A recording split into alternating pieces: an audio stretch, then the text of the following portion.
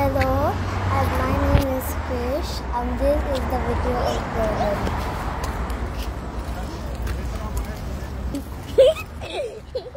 নমস্কার এবং হ্যালো সবাইকে। আমাদের মা ছেলের mini days with Krish and মাম্মির একটি ভিডিওতে আপনাদের সবাইকে স্বাগত জানাই।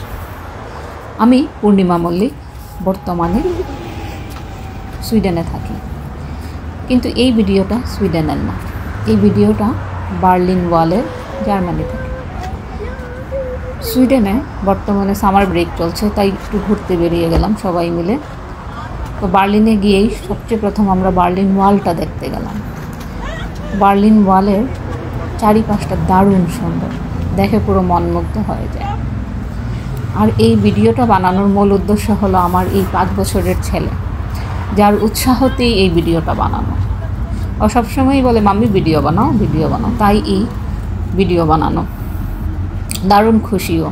আপনারা হয়তো লাফালাফি দেখে অনেকটা বুঝতেই পারছেন যে ও কতটা এক্সাইটেড।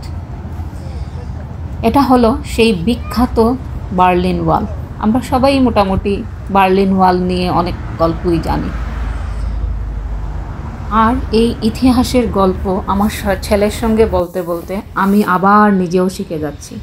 তাই এই একটু বার্লিনের গল্প, ছোট্ট করে একটা গল্প বলতে পারেন, আপনাদের সাথেও শেয়ার করে নিলাম। এই বার্লিন ওয়াল শহরকে 2 ভাগে ভাগ করে দিল। পূর্ব জার্মানি রাতের আধারে বার্লিন দেয়াল তৈরি করে নিল।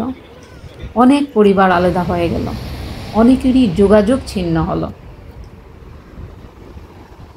এই বার্লিন ওয়ালের আমার কাছে একটা আশ্চর্য দেওয়াল লাগে। এটার সঙ্গে অনেক গল্পও জড়িয়ে আছে।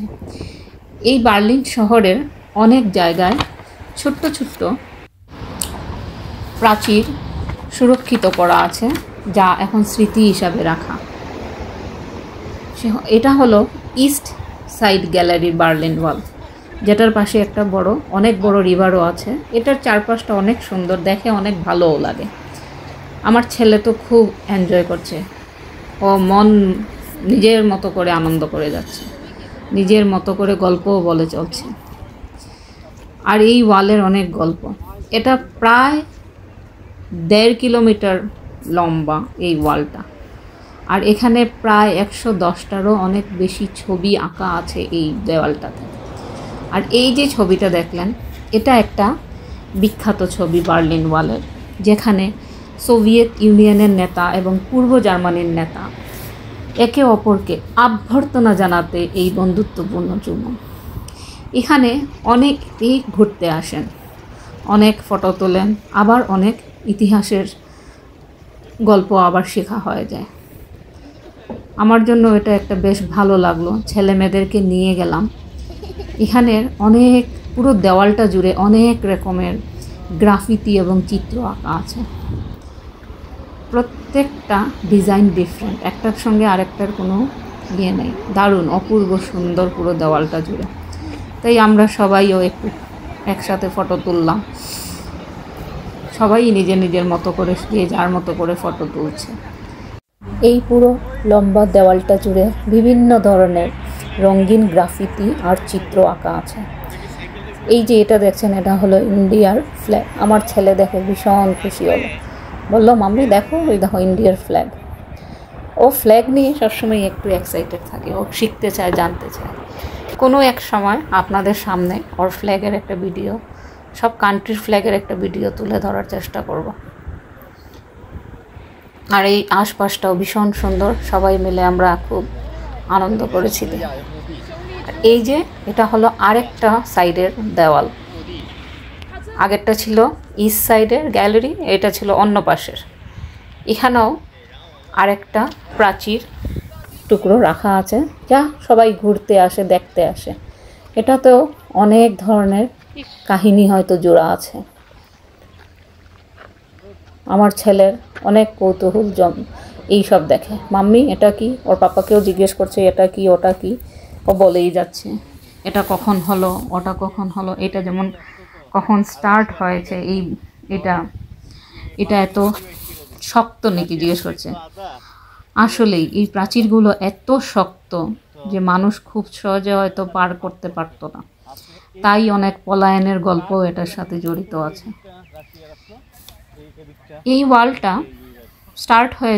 বানানো স্টার্ট হয়েছিল 1961-এ, আর এটার ভেঙে ফেলা হলো 1989-এ, যার ফলে মানুষ আবার একজন আরেকজনের সাথে যোগাযোগ করতে পারলো। তার আগে তো সবাই বিচ্ছিন্ন ছিল। এই দেওয়ালটা খুলে দেওয়া হলো, কেউ কাঁদছিল, কেউ হাসছিল। অনেক বছর পর সবাই আবার একসাথে হলো। কারণ যখন পূর্ব জার্মানির সরকার ভয়ে ছিল, আর এই দেওয়ালটা রাতারাতি তৈরি করে দিল। সকালে মানুষ ঘুম থেকে উঠে দেখলো শহর জুড়ে আরেকটা দেওয়াল তৈরি হয়েছে, 2 ভাগ হয়ে গেল শহরে, কেউ কারো কাছে যেতে পারছিল না। তো এটা একটা ভীষণ সাংঘাতিক ব্যাপার ছিল। আবার হঠাৎ একদিন যাই হোক চেঞ্জ হয়ে গেল সব কিছু, সবাই একসাথে হলো, দেওয়ালটা খুলে দেওয়া হলো। তো এই দেওয়াল পুরো জুড়েই সব কিছু গল্প আছে। আমাদেরও দেখলাম, বাচ্চাদেরকেও একটু শেখানোর চেষ্টা করলাম, ভালোই লাগলো। এবার ঘুরতে গিয়ে এটুকুই দেখলাম, কেন অনেক সাইডে অনেকগুলো টুকরো টুকরো ওয়াল আছে। আমরা এবার দুপাশের ওয়ালটাই দেখলাম। এবার আমরা ফেরার পথ ধরে নিয়েছি, 2 দিকের ওয়ালটা দেখালাম। আশা করি এই ছোট্ট গল্পটা আমাদের ভালো লাগবে। এখন সব মিলিয়ে এই গল্প হলো যে আমাদের সামার ব্রেকের ফার্স্ট ট্রিপের ফার্স্ট ভিডিও আমরা আপনাদের সাথে শেয়ার করলাম। আশা করি হয়তো ভালো লাগবে। যদি ভালো লাগে তাহলে নিশ্চয়ই জানাবেন, আর চেষ্টা করব আগামীতে আর একটু ভালো ভিডিও করতে। আর যদি এই পুরো ভিডিওতে কিছু ভুল বলে থাকি আগেই ক্ষমা চেয়ে নিচ্ছি, কারণ এই গল্প ছোট ছোট করে আমার ছেলেকে একটু শেখানোর চেষ্টা, সাথে নিজেও আবার একটু শিখে নিচ্ছি। এবার তাহলে এখান থেকে আসি, আবার আরেকটা নতুন ভিডিও নিয়ে আসবো। টাটা, ভালো থাকবেন, সুস্থ থাকবেন।